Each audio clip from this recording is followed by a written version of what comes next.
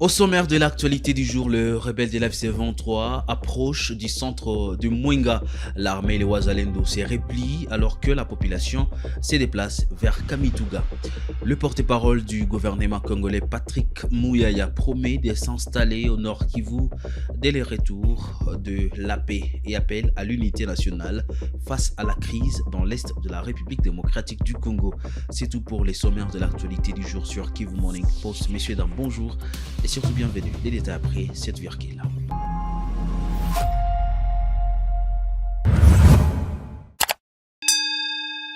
La situation restait tendue à Mwenga Centre suite à l'avancée des rebelles de l'F-123. Selon des sources concordantes, ces derniers serrés à une dizaine de kilomètres du centre du Mwenga dans les sites Kivu. L'armée congolaise et les Ouazalendo ont effectué un repli stratégique.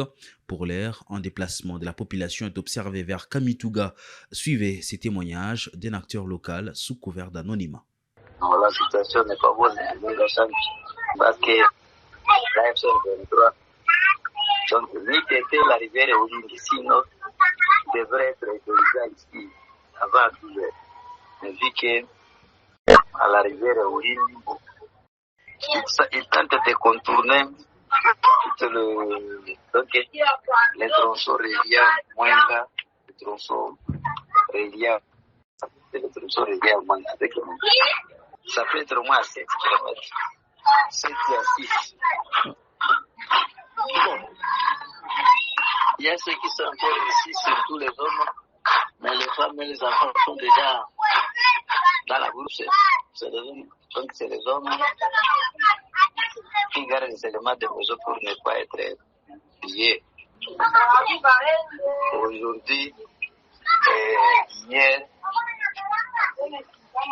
on n'a pas attendu des coups de balle. En tout cas, je ne sais pas. Il paraît qu'ils ne sont plus ici. Même l'administrateur territorial et la police, tout comme ça. Bon, l'administrateur m'a informé qu'il est parti à Kamituga. Pour des raisons de service, où je savais. C'est comme ça que les autorités partent en police. Bon, je ne suis pas informé de cela, parce que ça peut être vrai. Oui, à quel niveau? Ça peut être vrai. Je ne suis pas encore informé de cela. Je vais vérifier dans l'état de groupe WhatsApp parce que c'est à présent que je viens de récupérer mon téléphone depuis le matin. Effectivement. La moitié de la population se trouve déjà à Kamituga. Depuis Kirumbuke, Kasika, Talambi, Kirumbuke. On se déplace de Kamituga. On se pose maintenant la question de dès qu'il arrivera à Kamituga, cette population va se déplacer aujourd'hui. 45 km. Merci beaucoup, Président, pour ces informations. Je l'ai dit au sommaire de l'actualité du jour, Patrick Mouyaya, porte-parole du gouvernement, a déclaré qu'il s'installera au Nord Kivu dès que la paix sera rétablie. Il a souligné l'importance de l'unité nationale et de la mobilisation de tous les citoyens face à la crise sécuritaire dans l'Est de la République démocratique du Congo. Patrick Mouyaya.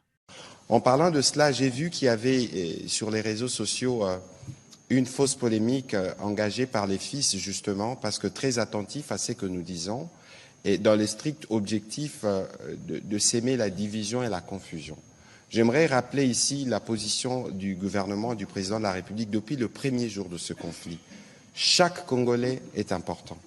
Chaque province, chaque territoire, chaque communauté compte. La preuve, le ministre des Mines a failli laisser sa vie parce qu'il devait aller compatir avec les compatriotes qui ont été touchés. L'unité nationale, c'est le socle qui nous tient et la mobilisation de tous les citoyens que nous faisons quotidiennement est la seule réponse à l'agression. Et c'est cette mobilisation qui fait qu'on veut, toujours à travers la désinformation, toujours à travers le poison rwandais, vouloir travestir ce qui a été dit ici. Je pense que s'il y a une province que j'ai particulièrement visitée depuis que je suis au gouvernement, c'est la province du Nord Kivu. Et d'ailleurs, je m'y installerai dès que la paix sera restaurée parce que la République du Congo, démocratique du Congo, appartient à nous tous. Donc, c'est pas étonnant de voir que ceux qui cherchent des canaux pour éviter justement le sort qui est attendu d'eux, à la fois de leur père qui a déjà montré des exemples de comment ils traitent ces supplétifs, mais aussi au terme des discussions, peuvent trouver autre chose que penser pouvoir travestir la volonté du gouvernement. En termes d'entrepreneuriat, c'est un travail que je faisais comme député national. Je ne voudrais pas faire un classement, mais les jeunes du Nord Kivu qui sont résistants et résilients le savent. Mais ici, il faut aussi rappeler que la province du Nord Kivu est dirigée par le gouverneur militaire à partir de Béni, ou comme la province du Nord Kivu à partir de Vira. Évidemment, il y a des parties du territoire qui sont occupées. Nous y travaillons quotidiennement. Vous avez vu que le budget consacre 30% à la sécurité. Et donc ici, le message qu'il faut repasser à toutes nos populations qui ont pu être victimes de cette manipulation, c'est que nous travaillons pour que chaque centimètre carré du territoire nous revienne et pour que chaque vie de Congolais soit préservée. Ce n'est pas ceux qui dénient l'existence de la crise humanitaire que le monde voit qui peuvent aujourd'hui se présenter comme la solution, parce que c'est eux le problème. C'est eux qui font que l'aéroport de Goma ne puisse pas être ouvert, parce que c'est eux qui ont tué, c'est eux qui ont attaqué les écoles et ils seront tenus pour responsables. Voilà, Monsieur le Ministre, c'était une petite précision. Je vous remercie de votre participation à cet exercice. À quelques jours du sommet de Washington, Martin Fayulu interpelle le président Tshisekedi sur les contenus de l'accord de paix avec Paul Kagame, alors que l'F-123 poursuit ses avancées dans l'est de la RDC et que les combats se multiplient. L'opposant appelle à la transparence et à la défense de la souveraineté nationale. Fiston Issemouami pour plus de détails. Sous forte pression de Washington, les présidents Félix Tshisekedi et Paul Kagame sont attendus le 4 décembre à Washington pour signer un accord de paix visant à mettre fin aux hostilités de l'F-123 dans l'est de la RDC, rapporte Afrique Intelligence. Ce sommet, présenté comme un ultime recours, intervient malgré des tensions diplomatiques exacerbées et le maintien de positions rebelles sur plusieurs territoires stratégiques. L'opposant Martin Fayulu Madidi a immédiatement réagi, appelant à la transparence. Les Congolais ont le droit de connaître les contenus réels du projet d'accord. N'est signé aucun texte qui porterait atteinte à la souveraineté de la RDC, a-t-il averti sur les réseaux sociaux. Sur le terrain, les combats persiste. L'F-123 poursuit ses avancées territoriales tandis que l'armée congolaise bombarde les positions rebelles malgré les cessez-le-feu successifs, souvent violés par les deux parties. Dans ce contexte, la réouverture de l'aéroport de Goma reste bloquée par le F-23. Il n'y a aucune urgence humanitaire. Les zones libérées connaissent une surproduction de denrées alimentaires, a justifié Lawrence Kanyuka lors d'une conférence de presse illustrant les désaccords persistants entre Kinshasa et les mouvements rebelles. Le sommet de Washington représente un pari risqué pour Tshisekedi qui doit concilier pression internationale, exigence de la souveraineté nationale et réalité militaire sur le terrain où la paix reste fragile et incertaine. Pendant ces temps, le président rwandais Paul Kagame a accusé jeudi 27 novembre les autorités congolaises de fuir leurs responsabilités dans la gestion de la crise à l'est de la RDC. Il a estimé que les sanctions contre le Rwanda ne résolvaient pas le problème interne du pays et a appelé les dirigeants africains à cesser de chercher des responsables extérieurs. Kigali rejette les accusations de soutien à l'F-123. La structure Human Power du RC a organisé jeudi 27 novembre à Goma une table ronde sur la santé sexuelle et reproductive et le besoin urgent des femmes et les jeunes filles retournées des Kibumba dans les Nord Kivu, un livret retraçant les réalités des survivantes des violences sexuelles a été présenté, accompagné d'une note de plaidoyer pour un accompagnement psychosocial adapté. Et Claver Wassigna, chargé des projets, a insisté sur la priorité du soutien psychologique pour permettre aux survivantes de se relever et de trouver leur dignité, soulignant que la participation des hommes est essentielle pour briser la chaîne des violences. Merci beaucoup, je m'appelle Claver Wassigna, je suis chargé des projets au sein de l'organisation Women Power DRC. Aujourd'hui, nous avons fait une table ronde pour clôturer le projet que nous étions en train de mener à Kibumba. Le projet était intitulé « Plaidoyer pour la réponse d'urgence aux besoins axés sur la santé sexuelle et reproductive de femmes et jeunes filles victimes de violences sexuelles à Kibumba dans les zones de retour ». Alors, Pendant 3 mois, nous avons mis en place des actions du projet. Nous avons évalué nous avons mené des évaluations, nous avons mené des sensibilisations. Et aujourd'hui, nous avons fait une table ronde pour présenter les résultats de tout ce qui a été fait pendant ces 3 mois de la mise en œuvre de ces projets. Et nous avons réuni les partenaires pour que nous puissions discuter sur les besoins et défis de la SSE, de survivantes de Kibumba, et que des actions soient entreprises pour améliorer leurs conditions de vie et leur bien-être. La situation des femmes retournées de Kibumba, elle est trop complexe. Du fait que la plupart des femmes et jeunes filles sont retournées dans cette région après les atrocités qu'il y a eu à Goma. Il n'y avait pas assez de mécanismes de préparation. Alors, ils sont retournés dans leur milieu où ils vivaient avant sans que rien n'a été préparé pour eux. Alors, dans ces zones, elles font face à plusieurs défis, notamment comment survivre. Et souvent, lorsqu'elles se déplacent vers les zones éloignées à la recherche des bois de chauffe pour répondre à leurs besoins, elles sont souvent victimes de violences sexuelles. Et d'autres sont victimes de viols dans leur maison parce qu'elles vivent dans des habitations qui sont inappropriées. Mais également, d'autres pratiquent les sexes de survie. Elles sont souvent violées parce qu'elles doivent avoir à manger, à donner à leurs enfants pour survivre. Alors c'est ça la situation que nous avons racontée. Alors nous avons collecté leurs témoignages et leurs besoins.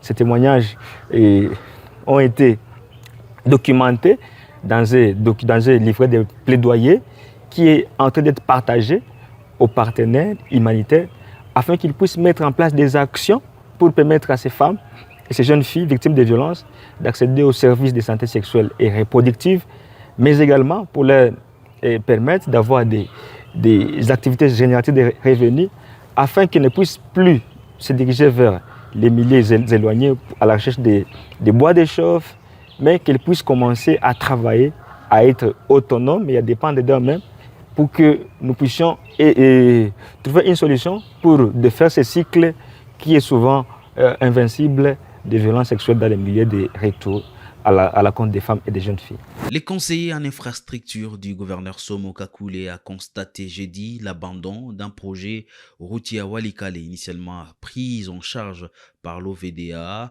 Le professeur Paul Wikanza annonce qu'il enquêtera pour garantir le droit des populations locales. Cette route est essentielle pour l'évacuation des minerais et des produits agricoles.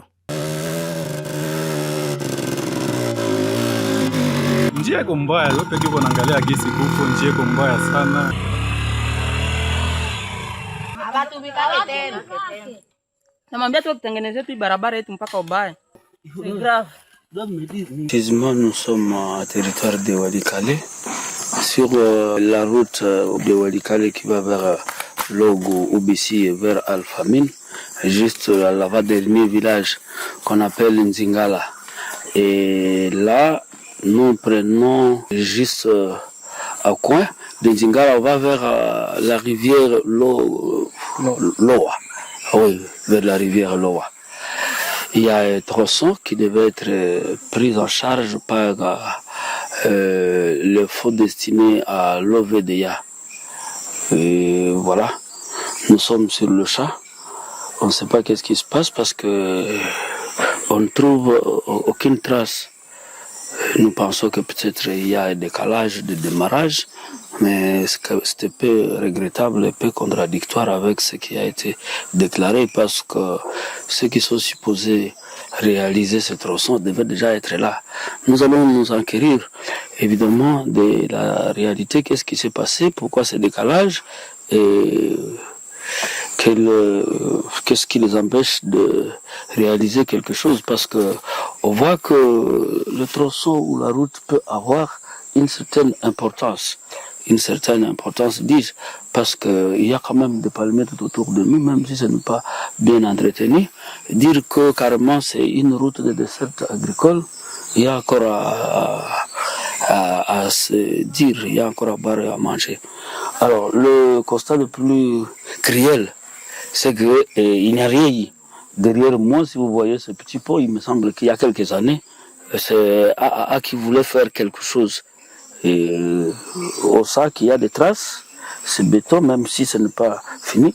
Et les amis qui devaient venir nous aider, au moins on les trouverait en train d'entretenir. Et ne fût-ce que faire le débroussaillage. Mais la curiosité, c'est qu'il n'y a rien. Concrètement, ils n'ont rien fait, ils n'ont pas commencé. Ils n'ont pas commencé. On ne voit pas, même pas coup de pioche. Et donc, voilà pourquoi je disais peut-être qu'il y a eu un décalage pour pouvoir amorcer les activités. Et c'est ça, moi, j'irais demander qu'est-ce qui se passe, pourquoi il n'a pas commencé. Si c'est autour de 2,5 km de la route Walikale-Logo, et une fois on fait Njingala vers le pont, on trouve qu'il y a plus ou moins 2,5 km. Et c'est sûr, ces 2,5 km n'ont pas été... On n'a rien touché jusque-là. Espérons qu'ils pourront venir, mais jusque-là, ils ne sont même pas visibles. On ne les a même pas atteints. Voilà. Pour la population, je crois que la population devra se calmer, mais elle devrait aussi nous aider à dénoncer des cas pareils. Déjà qu'ils nous mentent tout simplement en disant qu'ils vont dans un coin caché d'abord, et puis après ils n'y arrivent même pas. Donc pour la population, nous allons essayer de suivre parce que je crois qu'il y a une certaine importance de cette route.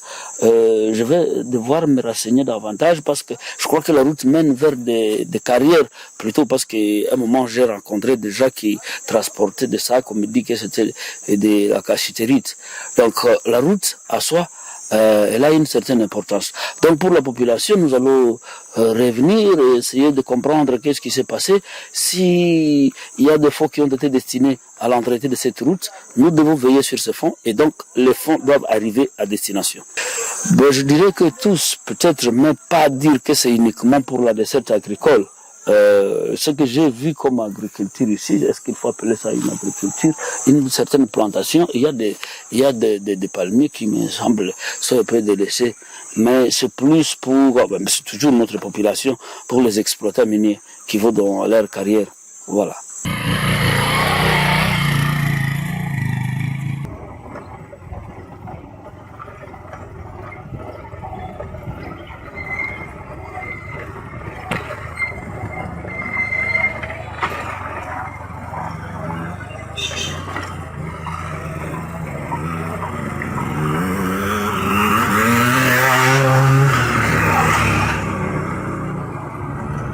Restons toujours dans la province du Nord Kivu, à Butembo. La société civile reste divisée sur la commémoration des victimes des ADF prévue ce vendredi 28 novembre. Certains appellent à une journée sans activité, d'autres s'y opposent. Le maire invite la population à vaquer normalement à ses occupations. Nous demandons à tous nos administrés de vaquer librement à ces activités quotidiennes ce vendredi 28 novembre 2025. Contrairement aux messages distillés à travers les réseaux sociaux, nous disons que chaque personne doit vaquer librement à ses occupations. Les messages distillés à travers les réseaux sociaux sont des messages de personnes mal intentionnées qui veulent saboter les travaux communautaires pour la ville propre de chaque vendredi. Raison pour laquelle nous invitons toute la population à respecter les programmes d'assainissement déjà établis pour les travaux communautaires. Ainsi, nous rassurons nos administrés que la participation de nous tous s'avère indispensable pour ces activités-là, y compris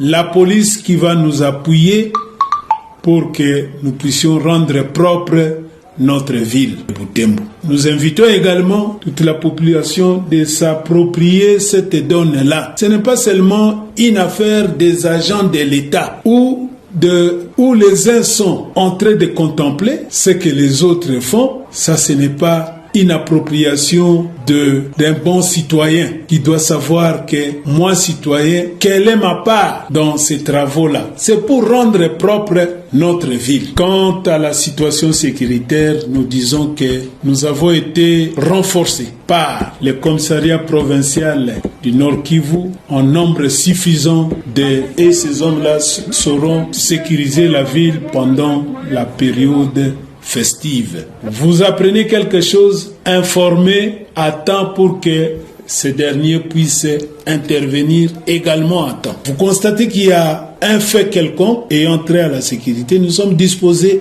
à vous recevoir pour échanger. Direction Lubumbashi, le 27 novembre 2025, le ministre des Mines, Louis Kabamba, a dénoncé devant la presse le grave manquement technique et environnementaux de l'entreprise CEDEM à Lubumbashi. Il a pointé le non-respect des normes de conception, des constructions et d'exploitation des bassins, des rétentions ainsi que l'absence des préparations du sol, des poses correctes des géomembranes et des méthodes efficaces des défections, des fuites. Le premier incident, c'est le 4 novembre, si je me rappelle bien. J'ai été saisi d'un débordement d'un bassin de rétention de la compagnie minière CDM, mais avec des répercussions assez graves dans l'environnement. Des eaux acides qui se déversaient un peu partout et qui affectaient bien sûr les populations, qui affectaient les puits d'eau, qui affectaient même l'écosystème des rivières et autres, avec des poissons morts et autres. Nous nous sommes rendus sur les lieux. Et bien entendu, le constat que nous avons fait était un constat malheureux. C'était un constat de mépris des normes élémentaires de conception, de construction et d'opération d'un bassin de rétention. Je ne vais pas aller dans les termes trop techniques, mais tout ce que je vais vous dire simplement, c'est qu'un bassin, le lieu où on le construit est sélectionné selon certains critères. Et la géomembrane qu'on pose pour retenir les eaux aussi est posée sur un sol qui est bien préparé, qui est compacté avec certains standards. Et il y a des méthodes pour détecter les fuites pour que la nappe aquifère ne soit pas polluée. Tous ces standards n'étaient pas au rendez-vous. Et encore moins la façon d'opérer, la façon de détecter ou de prévenir la vie, mais un accident. Et ça surprend tout le monde. Non, il y a des signes avant-coureurs. Et donc, il n'y avait rien de tout cela. Nous avons mis en place une commission d'enquête pour enquêter, établir la vérité, toute la vérité, établir les responsabilités également, parce que les sanctions vont s'en suivre.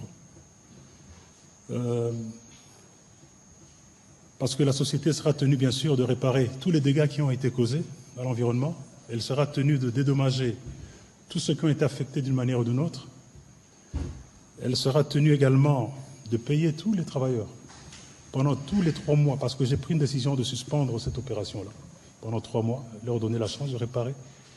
Et je ne lèverai cette mesure que quand je serai suffisamment satisfait que les mesures ont été prises pour préserver l'environnement et les populations autour de cette mine. Voilà brièvement ce qui s'est passé, mais je dois avouer également que les responsabilités sont partagées. Parce que pour en arriver là, notre administration devait jouer également son rôle. Et donc il y a un besoin de renforcer la capacité de notre administration pour que les contrôles se fassent de manière plus efficace et qu'on puisse prévenir pareil incident. Lorsque cet incident sera clos, nous allons étendre la mission de cette commission pour aller dans les autres sites également. Absolument. Pour voir ce qui s'y passe, pour prévenir justement que pareil incident ne se produise. Fin de l'actualité du jour sur Kivu Morning Post. Messieurs, dames, merci à vous de l'avoir suivi. Restez connectés sur Kivu Morning Post. C'est pour la première fois que vous nous suivez. Abonnez-vous à la chaîne pour ne rien rater. On se retrouve pour d'autres nouvelles. Portez-vous bien.